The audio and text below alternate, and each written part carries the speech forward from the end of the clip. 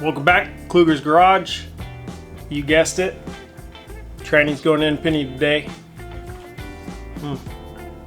Throw this shit together.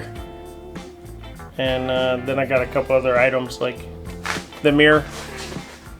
I've been taking the mirror off, just getting back and forth. Just a little point out here. If you're going to do anything in the shop, make sure you have at least 4 or 5 projects going on at one time. That way you really can't be organized and you have shit all over the place. And so anytime you want to go do something, you spend a half hour cleaning shit up just to make room to do other shit, to make more messes. So that's just a little tip. It's free. If that's a good tip, go ahead and smash that like button. If you enjoyed this content, go ahead, hit that subscribe button. We got this dope ass FC, and we're also working on that Broham Breaking Bad Edition RV. So that's coming together pretty good. But Trady came in, so we gotta get to this, man. It's gonna be like 70-something degrees out tomorrow, and I want to go cruise this thing. Yeah, I bet you do too. All right, let's roll. Hit me time! Hit me time! Hit me time! Hit me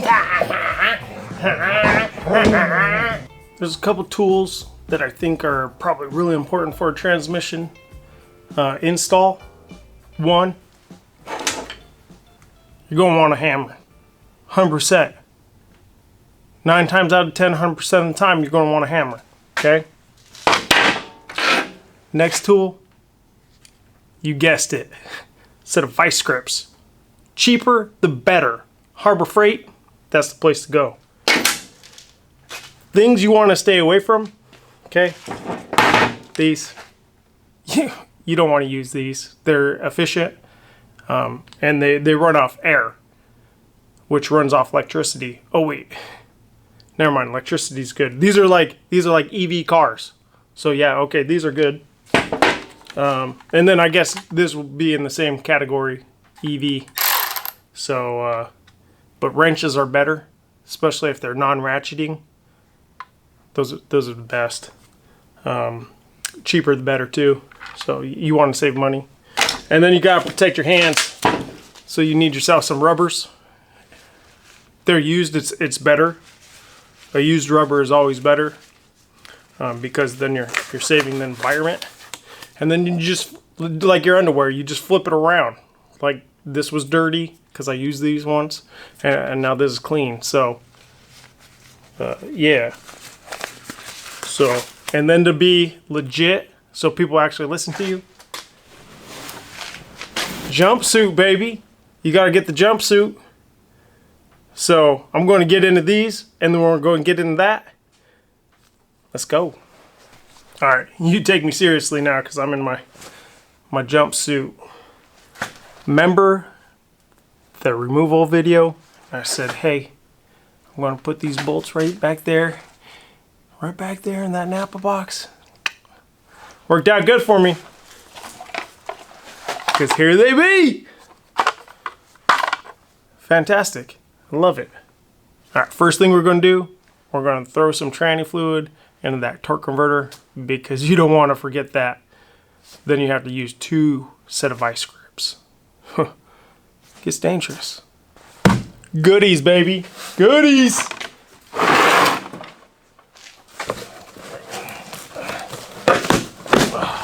Almost need my hammer. Getting that. Whoa, dude! Look at this.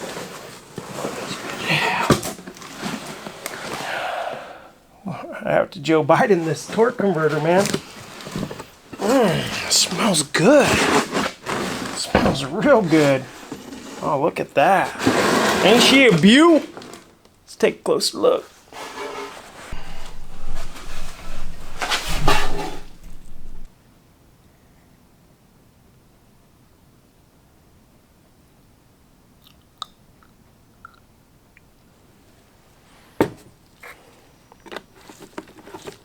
Here we go, stick this bitch on there, yeah!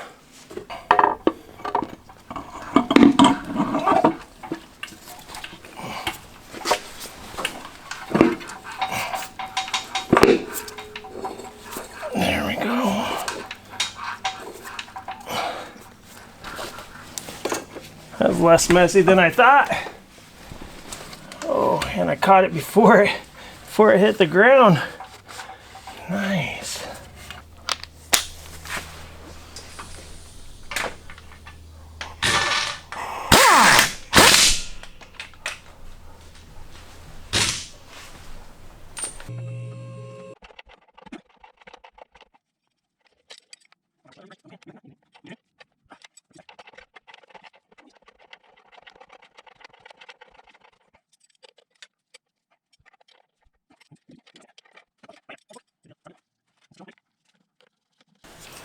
Maybe like this.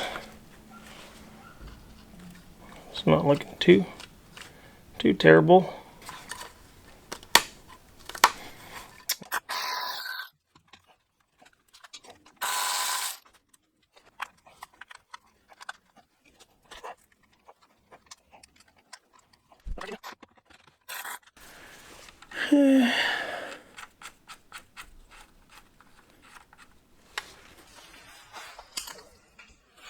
Let's go find me shaft. Shaft master coming at you. I'm just kidding. I have no idea what I'm doing 90% of the time. Something not look right. Can you see it? Maybe right there. A little too much space, I think, on my airbag to airbag mount. And so that caused a little bit of issue. Yeah. Go ahead and venture on over. There we have the ride height sensor. See that? And below it, we have the rest of the ride height sensor. Yeah, so the bolt came out of the bottom of that airbag, and then I had too much flex. And apparently your ride height sensors cannot hold / support an axle. Don't recommend it. It's about a $75 mistake. So yeah, check your nuts, people. Check them frequently. Guess what we'd be putting on this bad boy? Our buddy, Lock Me Tight.